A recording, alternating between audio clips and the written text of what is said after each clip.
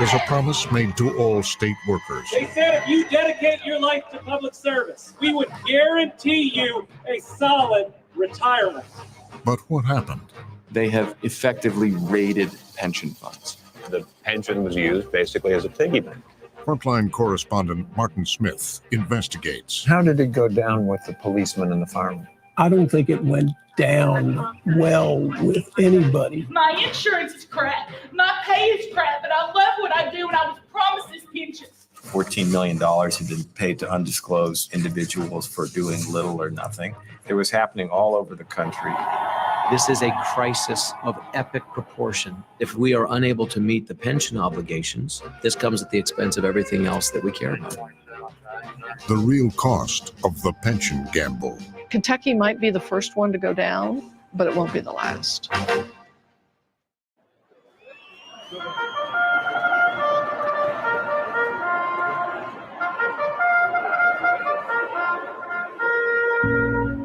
On the track for the fourth race today, scratch 13, 14, 15, and 16. Numbers 1 and 10 with 1 second. Onto the turf, it's firm. 6 minutes. This is a story about gambling and making bad bets.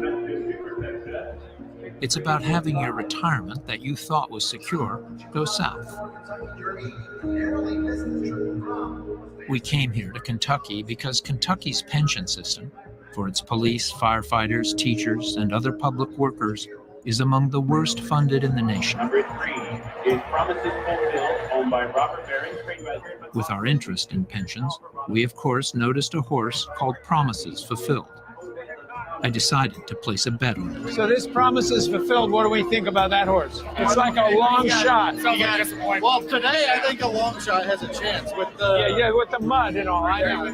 The horses are on the gate, the starting gate, but for the minute.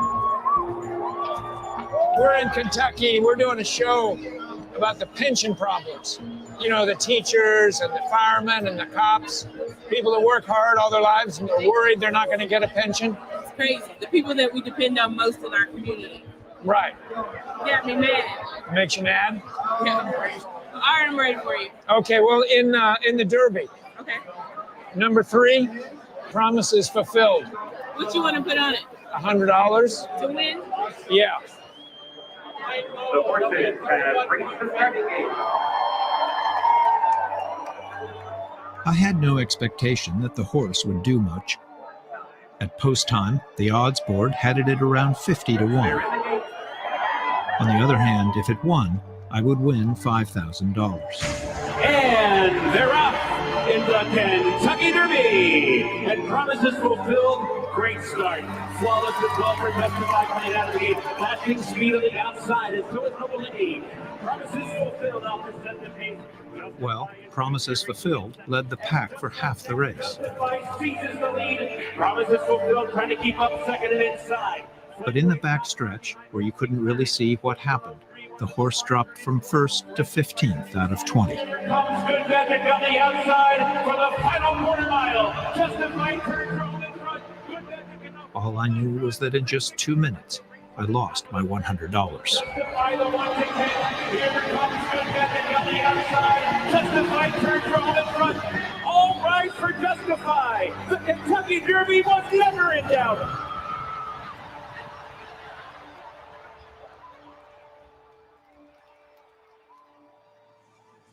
Kentucky is drowning in a financial crisis. The state's public pension funds, which fund retirement plans for our teachers, firefighters, state police, and other public employees, experienced a shortfall of more than $36 billion. Kentucky is not the only state in trouble. Nearly half of all states haven't saved enough money to pay for the benefits they've promised to government workers. In total, it's estimated they are short trillions of dollars. That's trillions. It's a problem that will affect everyone. So, why should you care? Because the bigger the problem becomes, the more tax dollars will be needed to fix it. That means fewer tax dollars being spent in areas of need, like schools or roadways. Talented teachers and other public servants may look for careers elsewhere. Pension problems are sparking some concern for workers in northern Kentucky. Kentucky's pension system, one of the worst across the country. It matters what happens in Kentucky because what is Kentucky's problem is New Jersey's problem. is Illinois' problem, is Connecticut's problem, is California's problems, is go on and on and on. This is a crisis of epic proportion in the United States of America, and it's time we wake up and address it. One public employee in Kentucky who wondered if his pension was okay was a history teacher at a local Louisville high school.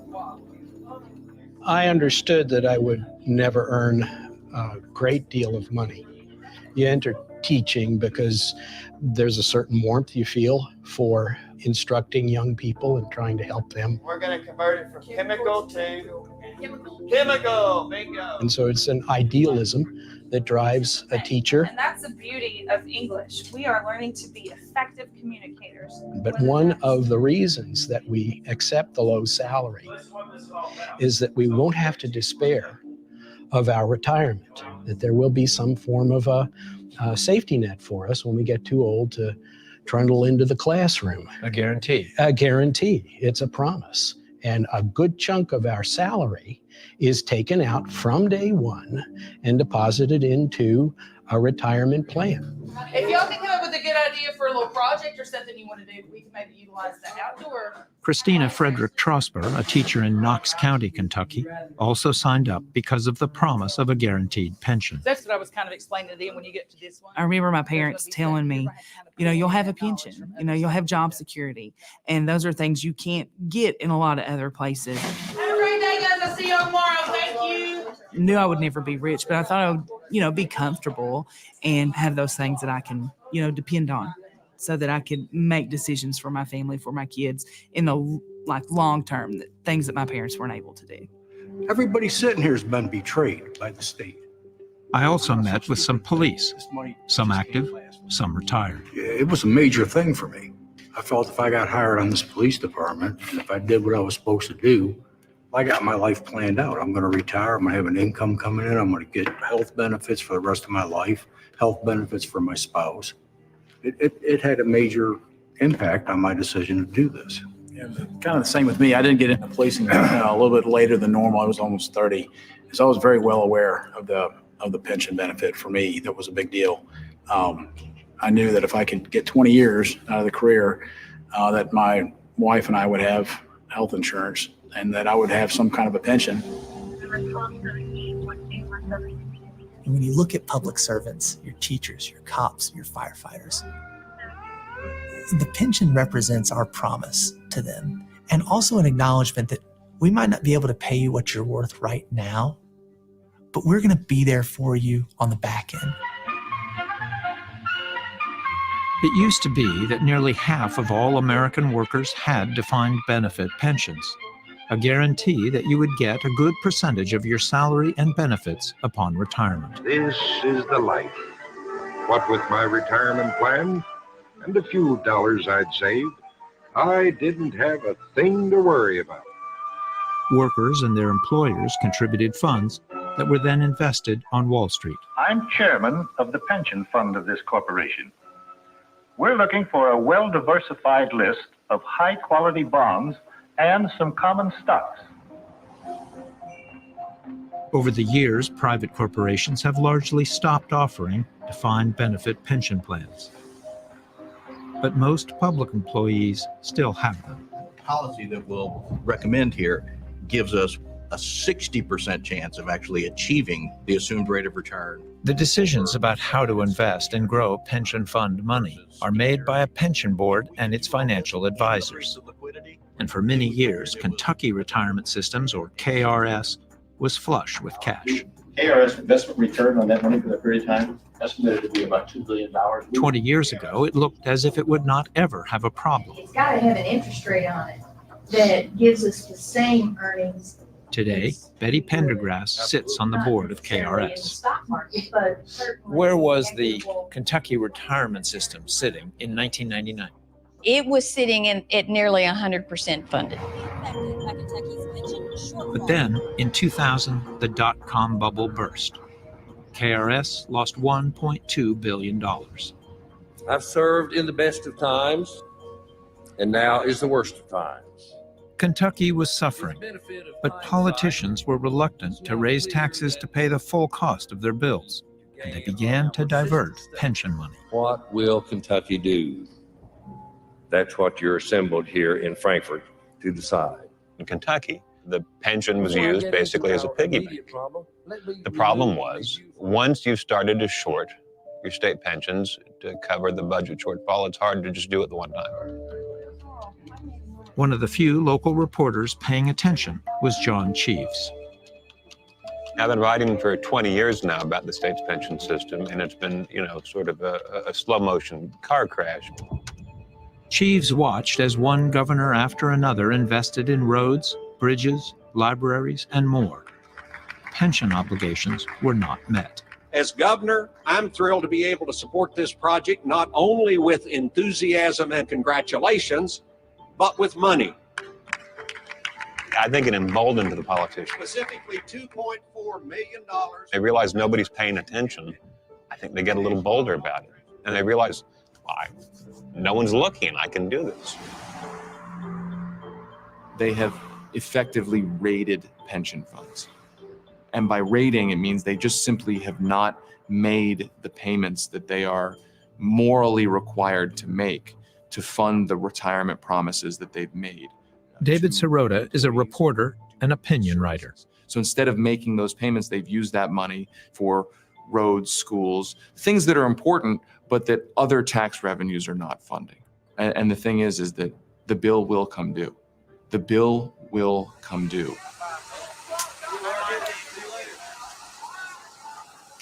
I'd heard kind of rumblings from teachers early on, like, oh, they're taking money from our pension fund and this and that. And I'm like, oh, they'll fix it. And that was, I think that's kind of where we were, they'll fix it. And then I got married and I had some kids and, that wasn't what was on my radar. And I think a lot of people were like that. I had my head in the clouds. I'm a teacher. I'm busy. I got a family. I got a life. They take a bunch out of my paycheck every 2 weeks. And so that's going into a little pile. It's going to accrue interest. I figured this is on autopilot. I don't have to worry about the pension. By 2008, Kentucky's pension funds were in very bad shape, and things were about to get much worse. Stunning news on Wall Street tonight. At one point, the market fell as if down a well over 700 points. The collapse of Lehman Brothers triggered turmoil in markets around the globe. In the 2008 collapse, Kentucky was hit hard. We traveled to Kentucky for a first-hand look at how the recession is hurting just about everyone. When I first got here, things were booming. There were a lot more factories that were open and businesses, and you can see businesses are closing all over. Kentucky is to horse racing what Detroit is to the American auto industry. But even the sport of kings feels the sting of a global recession. Nearly every sector of Kentucky's economy was affected. KRS lost $2.8 billion. It punched a hole in the boat. The boat was taking on water, but now we got a hole. There was a huge downturn in the funding status because of that crisis. And you can't pay that back in 5 years. The economic turmoil of recent years is putting a comfortable retirement at risk for many Americans. So the investment crews are feeling the pressure to get the returns up so that we're generating more money going into the system. Now you're swinging for the fences. Right. With less money available, many pension funds are under pressure to take on more risk by investing. Starting in the fall of 2009, Kentucky's public pensions decided that to dig out from under, they would invest a portion of their portfolio in some of Wall Street's more exotic and risky investment vehicles, like hedge funds. Why they're trying to do this is that they're trying to gamble their way out of the problem. And Wall Street was more than happy to answer Kentucky's call. Pension money is extremely important here. Pension funds have plenty of money. The world of pensions is a world of money. And if you really want to dig around the heart of power, of economic power in the United States, that's where much of the money on Wall Street is from. The public doesn't necessarily view pensions as giant pools of money. I'm going out with $100 in the buy, right? Thank you. When you say the word pensions, people's eyes gloss over. they don't really pay much attention. But there's one set of people who are paying a lot of attention. That's good. And it's the richest and most powerful people in the world on Wall Street. How much money are we talking about? In public pensions today, there's about $3 trillion. Part of it's being paid out in benefits and much of it being invested. Quit mowing it last fall. But here is where it gets tricky. Knowing how to invest is difficult. I'd like to go through all the recommended policies and vote en masse. And then if someone Some trustees have financial experience, but others are police and firefighters appointed to the board to represent their coworkers, often not trained in portfolio management. They've got their correlation matrices and their risk and return assumptions by asset class from the previous. It's complicated, and some of our trustees don't have that skill set. They're better at fighting fires than I am. They're better at catching criminals than I am. But they don't have the financial skills. 53.5%. I would like to see sharp ratios for each one of the major asset classes. Today, Betty Pendergrass is a trustee who has investment experience. Are we getting paid for the risk we're taking? I mean, you know that on Wall Street, they call pension funds dumb money. that hurts, but it's true. What I would say is the bounds of reason are 350 above the 10-year treasury. So. John Ferris is an investment manager in Lexington. Until recently, he chaired the KRS board. Yeah, absolutely. He says that Wall Street regularly exploits pension funds. I stated as board chairman that we were in 2008, only 2 members of the board had any investment management experience. They are much healthier. I think that the pension board that was put together between 2008 and 2016 was probably the dumbest of money. And thus you're $60 billion in the hole. Exactly. How do they amass hundreds of investments when they have no experience in how to choose? They just take anything that's recommended? It seemed that way. A lot of them say, will openly admit they're not even, sure what they're voting on. I trusted the state to deal with my money. Okay, I don't know nothing about doing that. Among those police I spoke to, one had served 2 terms as a KRS trustee. Ed, you were a trustee? Yes. Now, in all due respect, you're a police officer. Are you in a position or equipped to be able to evaluate a complex financial instrument like a hedge fund? One of the first things we were told as elected trustees when you went on the board, one of your responsibilities to get yourself educated. And the first question I had was how to do it. The retirement system sent me and other trustees to different investment symposiums. It's a complex thing. I did not claim to be an expert in the pension system. I knew a little bit about it, and I did to the best of my ability to make the best decision with the information I had at the time. Even with the best information, it's hard to choose a winner. Think of that horse race with only 20 entries. In the world of high finance, there are 10,000 hedge funds. How do you know where to bet? One of the first ones KRS chose was called Arrowhawk Durable Alpha. It had no track record and long odds. Arrowhawk was one of the first sort of alternative investments, as we call it, where we had these third-party middlemen who would come to Kentucky retirement systems and introduce KRS to these alternative investments. They came to KRS and said, you should be putting your money in these funds. And we think these are the best places for you to invest the state's money. These middlemen are called placement agents. Apparently, unbeknownst to us, the placement agents were being paid fees, so they were compensated very generously for us giving our business to these funds. The lead placement agent for Arrowhawk was a fellow from New York named Glenn Surgeon. Yeah, this is Glenn Surgeon. Yeah. So this guy, he was the salesman for Arrowhawk? Correct. So in 2009, when Arrowhawk was being considered, the only person on the KRS board with much investment management experience was Chris Tobey. He thought it was a risky bet. First time you hire a hedge fund, you're looking for a fund that has a track record experience. Right. And this one didn't. Correct. But Glenn Surgeon had a relationship with Adam Tosh, the chief investment officer of KRS at the time. Tosh sold us that. Toby told me that KRS's chief investment officer, Adam Tosh, convinced the board to invest in Arrowhawk, which resulted in a large fee from Arrowhawk for Tosh's man, Glenn Surgeon. And how much money was he paid to bring in Arrowhawk? $2 million for Arrowhawk, but he brought in some other investments that totaled $6 million. But at the time of the vote, the board didn't know there was a placement agent operating in the background. Because it was never disclosed in financial statements. It was never disclosed anywhere, even the existence of placement agents. I think that one of the key issues is disclosure of placement agent fees. And as Toby then hired Ted Seidel, a financial crimes investigator. They eventually filed a 32-page complaint to the SEC. I thought it was a good case. The SEC and state auditors investigated and found no laws were broken. But the auditors did conclude that Tosh violated KRS's disclosure rules. Tosh left Kentucky and has not returned our calls. Surgeon has since died. What's the headline here?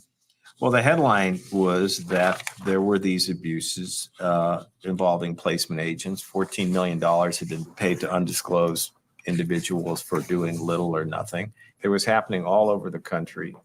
Public funds pay hundreds of millions in placement agent fees. So it's a significant problem, and it's a real waste of retirement savings. Arrowhawk proved to be a loser. After KRS invested $100 million, the fund failed and closed down. KRS eventually recouped its money from Arrowhawk. But another hedge fund investment involved the Camelot Group. Camelot had a manager who, in a separate case, was charged and pled guilty to personally pocketing over $9 million of investors' money. Despite this, KRS would continue to invest in more hedge funds. It was a great big put all of the chips on the red 7. That's what we're going to do with pension money for firefighters and cops and janitors. Ann Oldfather is a Louisville attorney who recently represented firefighters in a pension-related lawsuit. They decided we're not going to go public. We're not going to say we need help. We're going to try to save our rears, and this will work. Isn't that what the gambler always dreams? And so they start the beauty contest, and they have perhaps 15 hedge fund managers that they interview and meet with and talk to and whittle it down to the final 3 winners. The winners were Pacific Alternative Asset Management Company, or PAMCO, Prisma Capital Partners, and Blackstone Alternative Asset Management. Each offered KRS so-called funds of funds, umbrella vehicles that contain dozens of underlying hedge funds. With multiple layers of often hidden fees, they are sometimes called black boxes. They're putting them together in these black boxes, which they so niftily named the Henry Clay Fund, the Daniel Boone Fund, and the Newport Kernels Fund, all for your viewers that are outside of Kentucky, famous names or entities here in Kentucky. Today, hedge funds are deemed by many investment professionals as inappropriate for public pensions because they are expensive and lack transparency. While hedge funds contributed only some of Kentucky's pension woes, 2 class action litigators from San Diego, Bill and Michelle LaRocque, sensed an opportunity here. In 2017, they set up office in Louisville. They said they were coming to the rescue of Kentucky's state workers. We are talking about the retirement of 350,000 plus individuals, and we're also talking about a matter which, quite frankly, could bankrupt the state. There is so much that we don't know. I'm trying to find out what happened here. Okay, that's fine. We're just going to not look at it until we get a resubmit, yeah? Well, I'll tell you the LaRocques had successfully sued Enron for over $7 billion in damages. But Bill LaRocque had been disbarred and jailed for illegally paying plaintiffs in some other class action lawsuits. So they enlisted Ann Oldfather as their lead counsel. Probably is a little bit of watching their own backs. Our team of lawyers are blessed to have as our consultant Bill Iraq, who's a disbarred attorney, but indeed an expert in pension fund analysis. And so we have somebody right there at our beck and call who has educated us about the breadth of this problem throughout the United States. Kentucky might be the first one to go down, but it won't be the last. As lead plaintiff, they tapped an old friend of Michelle LaRoque's, Jeff Mayberry, a retired state trooper. From what I understand, the funds were fraught with inflated fees. Allegedly, they were exorbitant. They were non-standard. They were not of the norm. Tens of millions of dollars. That's what I understand.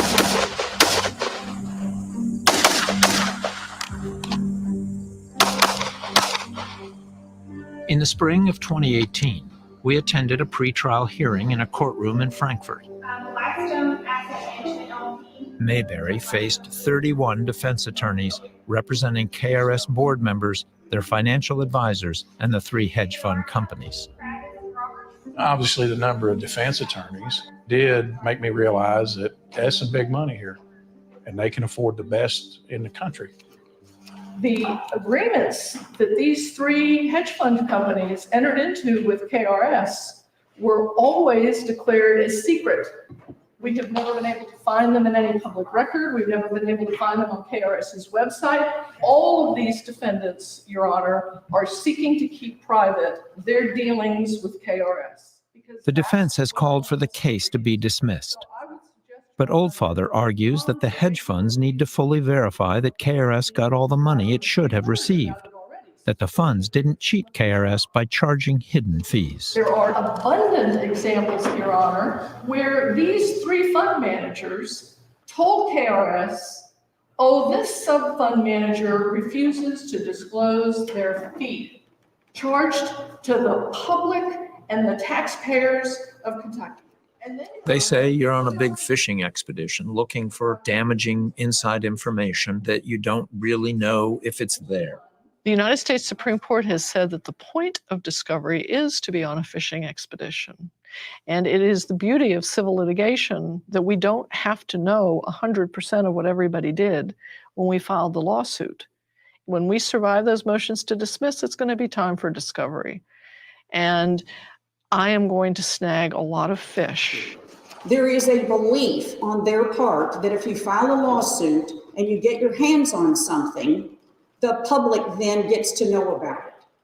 PAMCO and Prisma said in a letter to Frontline that they did exactly what they were hired to do, but declined to be interviewed. Blackstone's attorney spoke to us about the fees.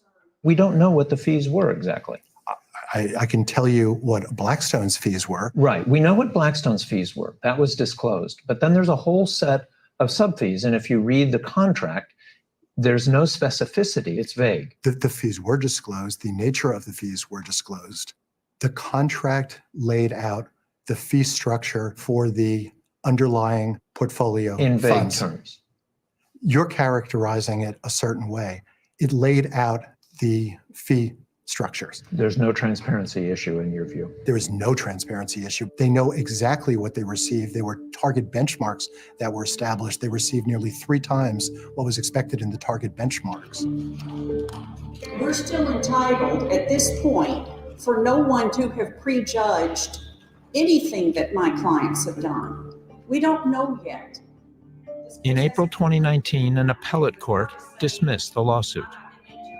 The plaintiffs are now taking their case to the Kentucky Supreme Court. To defend our reputation, just because a complaint shreds us, it doesn't mean it's true. People in industry and on Wall Street think that what you're looking to do is to wear them down, get them to a settlement, and take the money. How do you respond to that? I was thinking about something that came up in the last hearing when their lawyers, sort of accused us of grabbing things from discovery and sending them to the media somehow, Look, if they're proud of what they do and their business model and how they do it, well, then stand up and tell the world about it.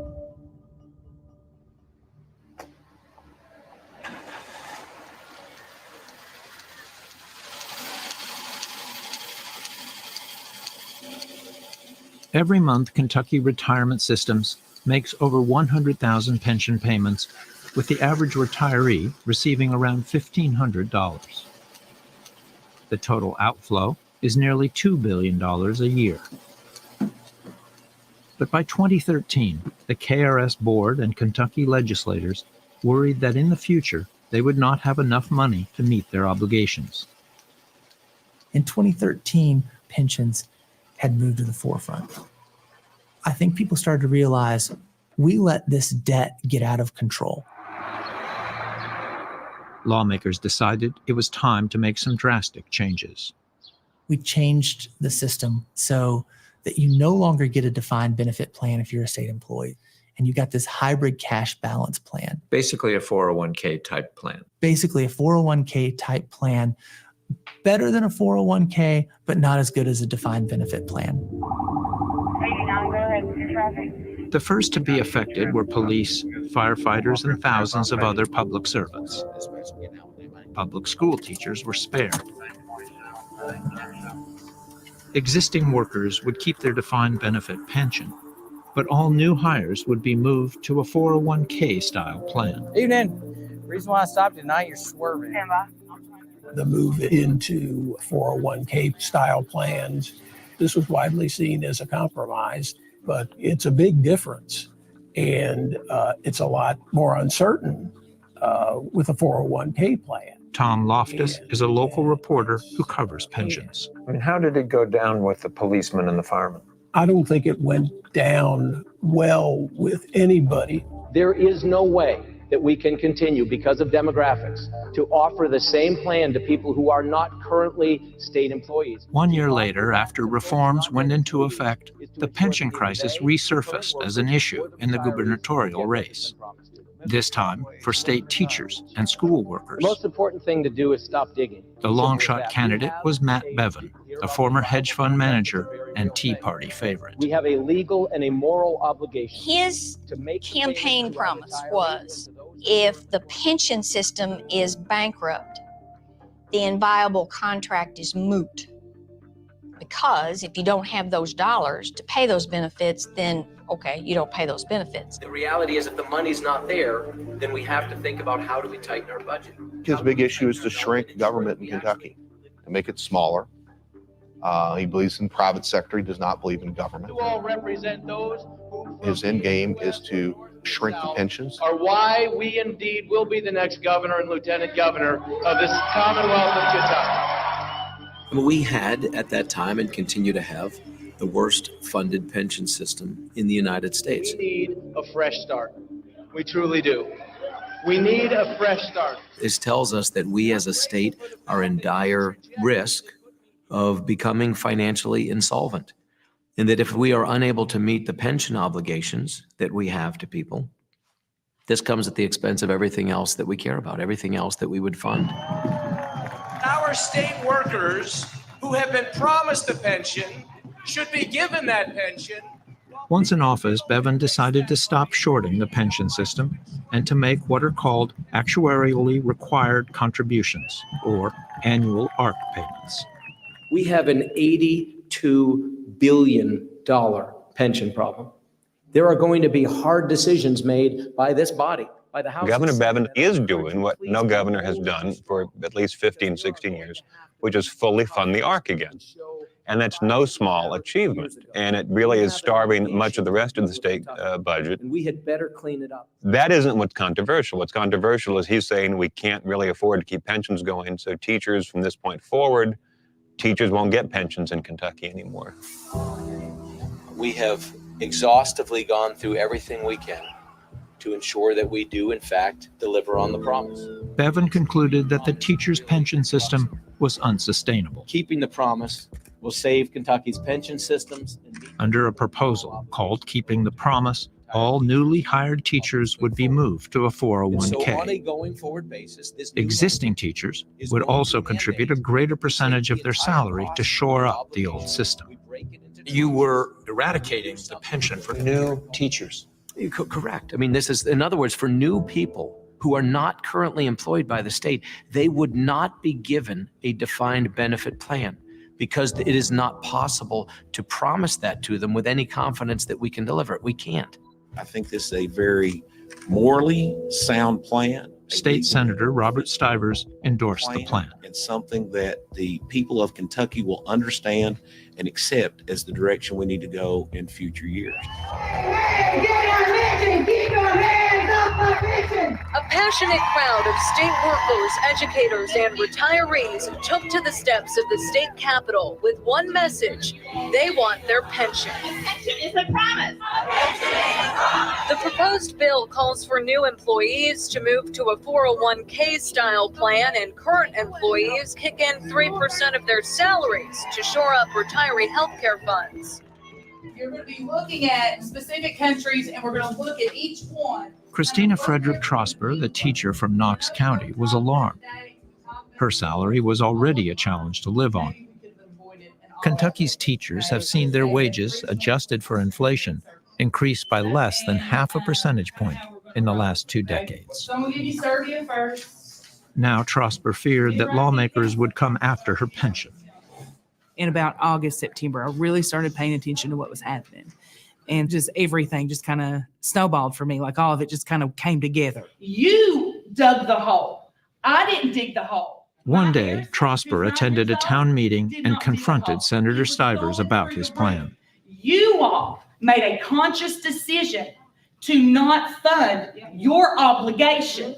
And I don't care when you got elected or whatever, but you've been there during the years that it has not been funded properly. I want to know, how are you going to raise the revenue to fund it properly? Because I promise you, your days in the Senate will be no longer. They will be no longer if you do not. It seemed like something snapped in you. Yeah, it did. And I told everybody I had an out-of-body experience. I can go through a 300-page bill. I mean, I'm a loud person, and I'm not the type of person who, sits back a lot of times, but I shocked myself. I want what you told me I was going to get. My insurance is crap. My pay is crap, but I love what I do, and I was promised this pension. And what you're proposing is going to kill us. You will kill us. You will kill public education. I understand that lady perfectly. She is having certain fear of an unknown system where she's very comfortable with a known system. And she's worried there will be less incentive for teachers to sign up, knowing that they won't have a defined benefit pension plan and that she has young children, and the quality of the teachers for them will be less. Well, that's an opinion. There are many teachers that are teaching in the parochial systems that don't have those types of systems, and they have very good outcomes and results. Universities, I don't think many teachers have defined benefit pensions in universities. Now they're paid differently and more. And that's a difference. Teachers in Kentucky were not alone. In February 2018, teachers in West Virginia rallied to protest low pay and benefits. 36,000 teachers walked out of class today. West Virginia teachers in turn sparked similar demonstrations in Oklahoma and Arizona. It's the latest in a wave of protests sweeping across the country, led by teachers who say the future of public education is at stake. I think West Virginia inspired us because having next door in a mountain state that struggles with the same types of things that we do, and that they were able to achieve their goals, I think really ignited us.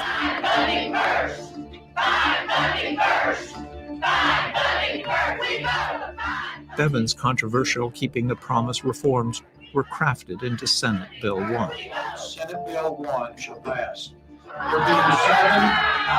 Leading the charge was Senator Joe Bowen, who 5 years earlier had pushed through that pension bill affecting cops and firefighters. Ladies and gentlemen, please, I'm going to ask you to please. They'd like to have your hide. Some. Well, the teachers were out there chanting. Yeah. Look, at the end of the day, we're trying to save the system for them. That's the irony of all of this, in my mind anyway, is that here we are trying to save the systems, and we're getting all this pushback. Angry and fearful teachers became a regular presence in the state capitol. I'm the only governor in the lifetime of any of these teachers that has fully funded the plan.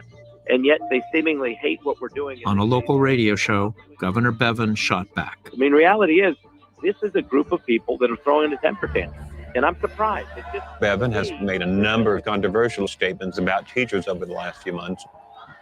Most politicians do not want to be seen as critical of teachers. I mean, Matt Bevin obviously has decided he's comfortable crossing that line. I'm just flabbergasted at how remarkably uninformed folks are. There's an old saying that you can't win an argument with an ignorant person. And so if a person is uninformed about a topic, they're not even able to make their own case for what they believe. You have people that are These are educated people with the ability to listen and to understand. So if they truly still believe that this is bad for them, it is due to being misinformed. And they're like, how dare you say we don't understand? Well, the But choice they of don't. language is such that Agreed. you're And- seen as arrogant, dismissive, talking down to teachers, firemen, policemen. If people want to be offended, they can be offended by anything. You can parse things, take things out of context, even take them in context. Do you think and you've been misinterpret them. appropriately careful in your Yes. choice of language and really served this I do. debate And I think if people in a really, constructive way? yes, You do. whether, no, does everybody agree with that? No. No regrets? No. I mean, here's the thing. I'm trying to save a system that needs to be saved. By March 2018, the pension bill had stalled and time was running out. So with just a few days left in the legislative session, state Republicans tried a last-minute maneuver. If we do not take action on this pension bill, there will be massive layoffs across the Commonwealth of Kentucky. None They of were us, called into a crowded Capitol want that to committee happen. room, We do not handed a need bill, our school and districts. told they were going to vote on it. This is a good compromise plan. But it turns out that they were handed a sewage bill, that they were swapping out anything that had to do with sewers and putting in languages that changed the pension system in Kentucky forever going forward. Well, first of all, this is very unfair to vote on a bill that I don't even check the number of pages that are on this bill, and then ask us to make this decision today and then limit discussion. And No one had a chance to read it outside of the Republican members of the Senate. I mean, the Democrats hadn't had a chance to read it, the Teachers Association, the public, the press, nobody else knew what was in there. And this thing's about to become law. This is a committee meeting, sir. Yes, sir, it is. And we're allowed to ask questions or anything pertaining to this bill, which none of us has seen except a couple of you guys. I've never seen such garbage thrown out here in my years of service.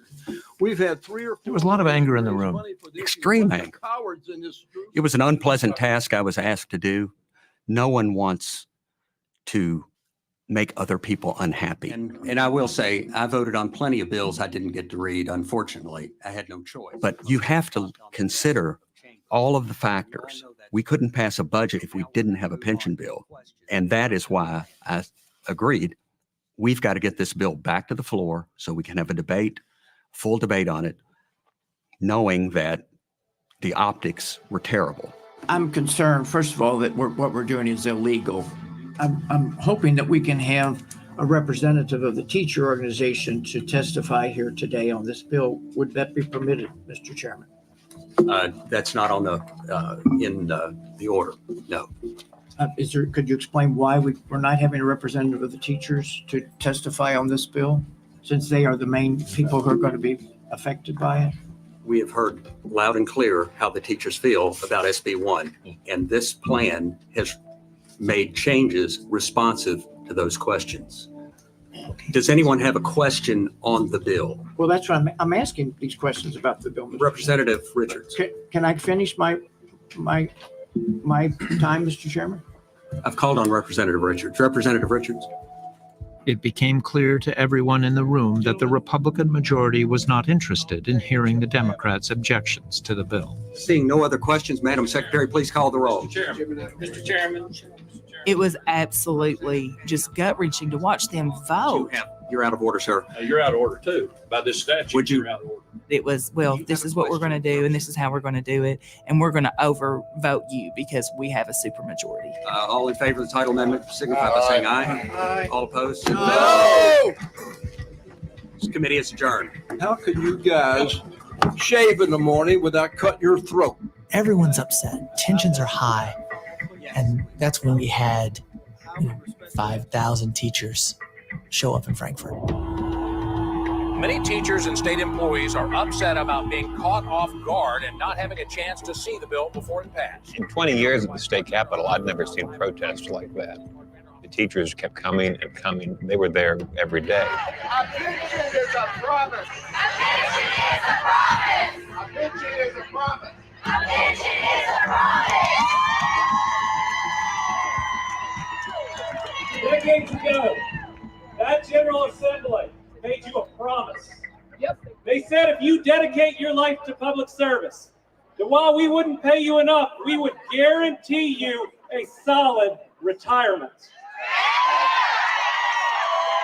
But they broke their promise. And they broke the law. Because the law doesn't allow you to change a sewage bill into a pension bill and pass it on the same day. That's government at its worst.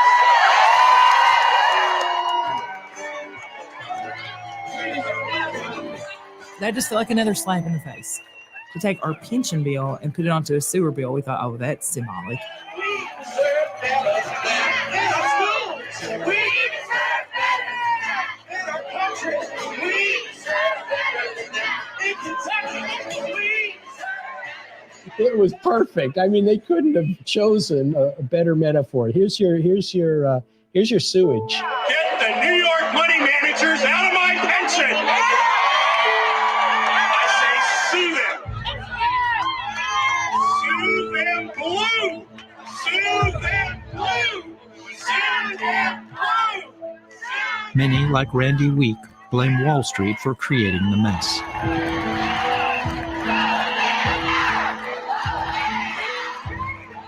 Others blamed the governors and lawmakers who neglected the pension fund over decades.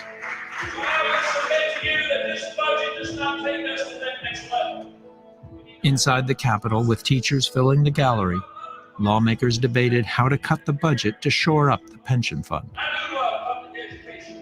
Many of the cuts proposed were to public education. We can do better. We must do better. If we want to have that world-class education system that all of us want to have, I can submit to you this budget does not do it.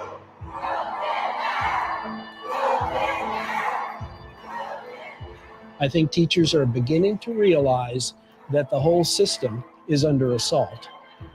What is going to happen to that generation of children? Will they be able to learn if they come into school because the social safety net, and it's very thin as it is, has been shredded? Ladies and gentlemen, the teachers know that the textbooks and learning materials in this budget are sliced by $16.7 billion. No new textbooks. All of those that are up for re-election right now that were not friends of public education, we're hoping that they won't be there. It is sad that we are where we are, but unfortunately, we had to take action. Everybody's going to be shocked to see how many of us come out in force to put in pro-public education candidates.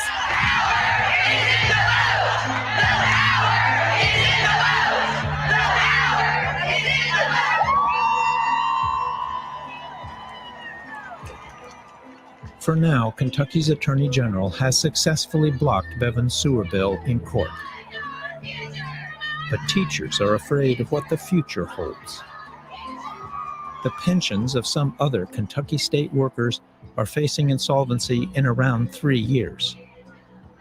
Teachers worry that when the time comes for them to retire, the state won't have the money to pay their pensions.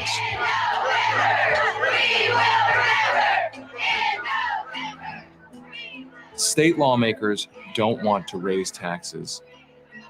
Voters don't want to accept tax increases. Retirees, I think rightfully, don't want to accept cuts to benefits that they were promised. So in Kentucky, the bill's coming due now. We are going to see situations where pension funds literally do not have the money to pay out benefits to people who have been promised those benefits. And yet I'm being fought in some instances by the very people that we're trying to save. It's like saving a drowning victim. It's like somebody, they're fighting you, biting you, pulling you under. You just need to knock them out and drag them to shore. Yeah. For their own good, and we have to save this system. Governor Matt Bevin couldn't put it any more succinctly than that. I appreciate the wake-up call. I won't be the governor when this thing falls apart. It's tough medicine, but to save the system. The next governor, regardless of who they are or what ideology they represent, it won't matter what lie they give. Reality will come crashing home.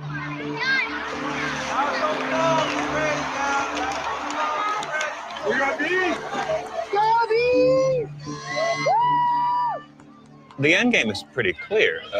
Pensions are on their way out.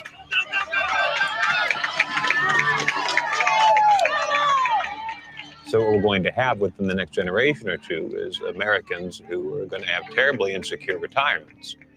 They're going to have to live on whatever they've managed to squirrel away to their own savings. Teachers, the one benefit you got for sure was a pension to retire on with some security and dignity at the end of your career. But in Kentucky, after the summer, that might be gone. Parents, quick! We've got pictures at 5 o'clock, right here. What happens if you have no pension? I don't want to think about that. I don't know. I don't know. That's excellent. What is the difference between the first 16 problems and the last four? Many of us teachers are working paycheck to paycheck, trying to make ends meet. That's like a pivotal point, right? Like it's like a make or break time. I have no savings, so my pension is everything. Without that, I won't survive. Take your papers with you. You have a great day. I'll see your beautiful faces tomorrow. That's all right.